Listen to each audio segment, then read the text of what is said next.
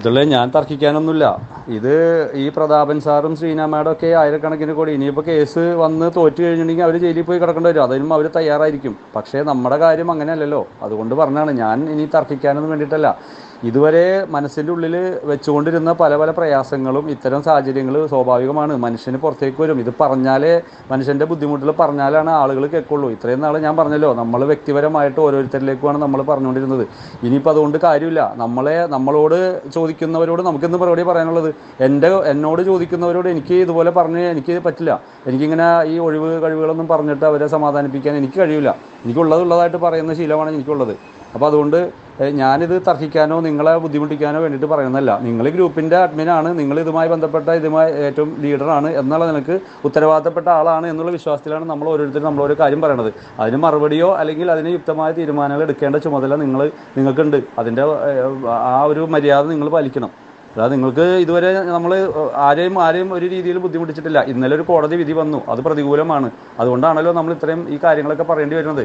നാളെ എന്താണെന്നുള്ളതിനെക്കുറിച്ചൊരു ധാരണയില്ല. അപ്പോൾ അതുകൊണ്ട് മനുഷ്യൻ്റെ ജീവിതം വഴിമുട്ടി നിൽക്കുന്നത് കൊണ്ട് പ്രയാസപ്പെടുന്ന മനസ്സുകളിൽ നിന്ന് ഇങ്ങനെയൊക്കെ സംസാരിക്കേണ്ടി വരും. അല്ലാതെ വേറെ ഒന്നും ചെയ്യാനില്ല. വെറുതെ ഇങ്ങനെ പൊട്ടനായിട്ട് ഇങ്ങനെ ചെന്നിട്ടെന്താ കാര്യം? ഷബീറെ, അവർക്ക് ഈ എന്താണ്, കോടതി പോയി ജയിലിൽ പോയി കിടക്കാനാണെങ്കിൽ നേരത്തെ GST അടച്ചതായിട്ടും ഇത്തരം പ്രശ്നങ്ങൾക്കും ഇതുണ്ടോ?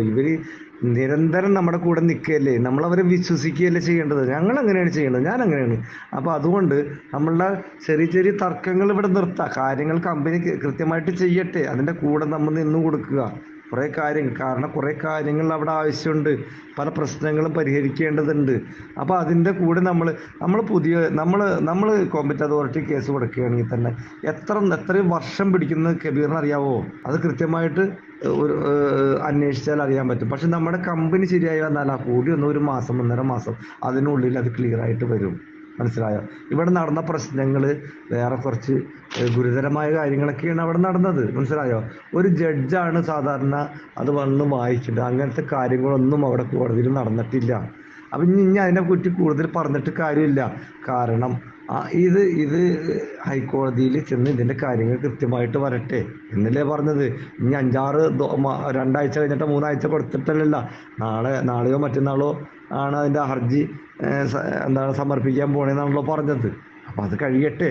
അതിൻ്റെ 1-2 വാദം കഴിയുമ്പോൾ നമുക്ക് കൃത്യമായിട്ട് അറിയാൻ പറ്റുമല്ലോ. കബീർ സാറേ, അബ്ദുള്ള സാറ് പറയുന്നത് കേൾക്ക്. സാറിന് അത്രയും കോൺഫിഡൻസ് ഉണ്ടായതുകൊണ്ടായിരിക്കും സാർ അങ്ങനെ പറയുന്നത്. നമുക്ക് അദ്ദേഹം പറയുന്നത് കേൾക്കാം. ശരിയായിക്കോട്ടെ, അപ്പീൽ കൊടുത്ത് കേസ് മുന്നോട്ട് കൊണ്ടുപോവാം. ആ തരത്തിൽ പിന്നെ നമ്മൾ കൂടെ നിൽക്കുക. പിന്നെ അബ്ദുള്ള സാറ് പറഞ്ഞ മാതിരി ഇതിനകത്ത് ഒരു സ്പൈ വർക്കർ ഉണ്ടെങ്കിൽ അവൻ ആരാന്ന് കണ്ടുപിടിച്ച് അവനെ ചവിട്ടി പുറത്താക്കുക എന്നുള്ള പണി നിങ്ങൾ ആദ്യം ചെയ്യണം. പറയാനുള്ളവൻ ഏതൊരുത്തനാണെങ്കിലും നട്ടൽ ഉയർത്തി തിന്ന് മര്യാദയ്ക്ക് പറയുക. അതിനിപ്പോൾ 4 തെറി വിളിക്കാനാണെങ്കിലും അത് ചെയ്യുക. ഇനി അല്ലാന്നുണ്ടെങ്കിൽ മിണ്ടാതിരിക്കുക. ഇതൊരുമാതിരി വേണ്ടാത്ത പണിയാണ്. ഇവിടെ പറയുന്ന കാര്യം പറഞ്ഞു തീരണതിന് മുമ്പ് വേറൊരു ഗ്രൂപ്പിലേക്ക് ഇടാം. അങ്ങനെയുള്ളവർ ആരാ അത് ചെയ്യണേന്ന് വെച്ചാൽ അത് കണ്ടുപിടിച്ച് അവനെ ചവിട്ടി പുറത്താക്കാനുള്ള പണി ആദ്യം നിങ്ങൾ നോക്കിക്കോ. അത് കുഴപ്പമില്ല. ഇനി കബീർ സാറിനോട് സാർ പറയുന്നതും അബ്ദുള്ള സാർ പറയണത് ഞാൻ കുറേ നേരം കേട്ടു. അബ്ദുള്ള സാറിനെ അങ്ങ് വിട്ടുകൊടുക്കുക. സാറ് ചെയ്യട്ടെ, നമുക്ക് നമ്മളെ കൊണ്ട് പറ്റുന്ന തരത്തിൽ ബാക്കിൽ നിന്ന് സപ്പോർട്ട് ചെയ്യാം. ഇനി അബ്ദുള്ള സാർ ചെയ്യേണ്ട ഒരു കാര്യമുണ്ട്. അങ്ങനെ തന്നെ പോട്ടെ, കേസ് അപ്പീൽ കൊടുത്ത് പോകണമെങ്കിൽ അങ്ങനെ പോട്ടെ, നമുക്ക് വിശ്വസിച്ച് ജയിക്കും എന്ന് വിചാരിച്ചിരിക്കാം. ഇനി ജയിക്കില്ലെങ്കിൽ ജയിക്കേണ്ട, ജയിക്കെങ്കിൽ ജയിക്കട്ടെ. ഇനി മുന്നോട്ട് പോയായിരുന്നെങ്കിൽ ജയിക്കുമായിരുന്നല്ലോ എന്നുള്ളൊരു ചിന്ത വേണ്ട. മുന്നോട്ട് പോട്ടെ.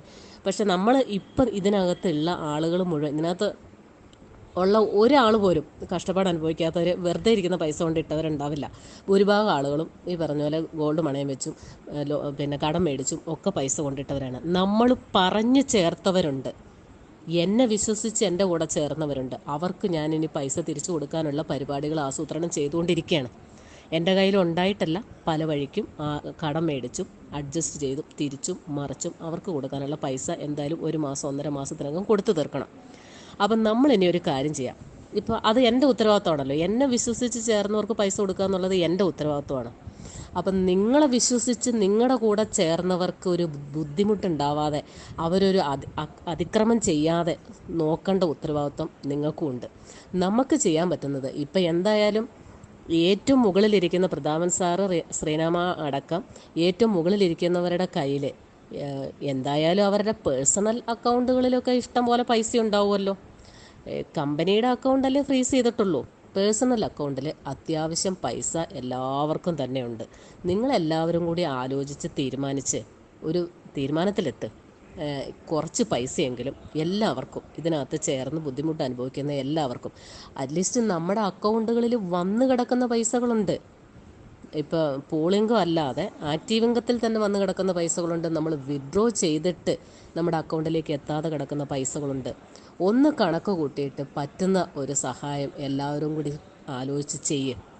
എന്തായാലും കമ്പനി ഇനി തുറന്നു പ്രവർത്തിച്ചാൽ ഈ പൈസയൊക്കെ കുറച്ചിട്ടുള്ള പൈസയല്ലേ നമുക്ക് കിട്ടുള്ളൂ. ഇനി വേണ്ട, ഇനി അങ്ങനെ നമുക്ക് തുറന്ന് പ്രവർത്തിച്ച് നമുക്ക് മുന്നോട്ട് പോകാൻ ഉള്ള സാമ്പത്തിക അവസ്ഥയിലല്ല നിൽക്കുന്നതെങ്കിൽ ഓരോരുത്തരും അടച്ച പൈസയെങ്കിലും കണക്ക് കൂട്ടി തിരിച്ചു കൊടുക്കാൻ പാകത്തിനുള്ള ഒരു കാര്യം നിങ്ങൾ ചെയ്യുക. കേസ് അതിൻ്റെ വഴിക്ക് അങ്ങനെ ഇവിടെ നടന്നു പോട്ടെ. അല്ലാതെ ഈ പാവം പിടിച്ച ആളുകളെയൊക്കെ ഈ കേസ് തീർന്നു വരുമ്പോഴത്തേക്കും ഇതിനകത്തുള്ള പലരും മരണപ്പെട്ടിട്ടുണ്ടാവും. അവരുടെ ബാധ്യത, അവരുമായിട്ട് ഉണ്ടാക്കി വെച്ചിരിക്കുന്ന ബാധ്യത അവരുടെ പാവം പിടിച്ച ഒന്നും അറിയാത്ത മക്കൾ അനുഭവിക്കേണ്ട അവസ്ഥയും വരും. അതുകൊണ്ട് എങ്ങനെയെങ്കിലും കയ്യിലുള്ള പൈസ വെച്ചിട്ട് നിങ്ങൾ അഡ്ജസ്റ്റ് ചെയ്യുക. ഞാനിപ്പം എൻ്റെ കൂടെ 3-4 പേരെ ചേർത്തിട്ടുണ്ട്. ഇവർക്ക് പൈസ കൊടുക്കാൻ ഞാനിനി വേറെ വഴി ആലോചിക്കണം. കാരണം അവരെന്നെ വിശ്വസിച്ച് ചേർന്നവരാണല്ലോ. അതുപോലെ നിങ്ങളെ വിശ്വസിച്ച് ചേർന്ന ആളുകളാണ് നമ്മൾ. അപ്പോൾ അതുകൊണ്ട് അവരോടുള്ള ഒരു ഉത്തരവാദിത്വമെങ്കിലും ദൈവത്തെ വിചാരിച്ച് ചെയ്യാനുള്ള കാര്യങ്ങൾ മുന്നോട്ട് നീക്കുക. കബീർ സാർ ഇനിയിപ്പോൾ അബ്ദുള്ള സാറിനെ കുറ്റം പറഞ്ഞ് അങ്ങോട്ടും ഇങ്ങോട്ടും തർക്കത്തിന് നിൽക്കണ്ട. കാരണം നമ്മുടെ വിഷമം കൊണ്ടാണ്, ആത്മരോഷം കൊണ്ടും ഒക്കെയാണ് നമ്മൾ അങ്ങോട്ടും ഇങ്ങോട്ടും ഇതൊക്കെ പറയുന്നത്. അതുകൊണ്ട് അത് തർക്കത്തിന് ഇനി നിൽക്കണ്ട. അബ്ദുള്ള സാറ് കേസിനുള്ള പണി ചെയ്തോട്ടെ. നമുക്ക് അവരെ സപ്പോർട്ട് ചെയ്ത് അവരുടെ കൂടെ നിൽക്കാം. എന്തായാലും ഇത്ര ആയില്ലേ. ഇത് ഇങ്ങനെയുള്ളൊരു കാര്യം കുറച്ച് നിങ്ങളൊന്ന് ആലോചിക്കുക. കേസ് തീരുന്നത് വരെയെങ്കിലും ആളുകൾക്ക് ഒന്ന് പിടിച്ചു നിൽക്കാൻ വേണ്ടിയിട്ട്.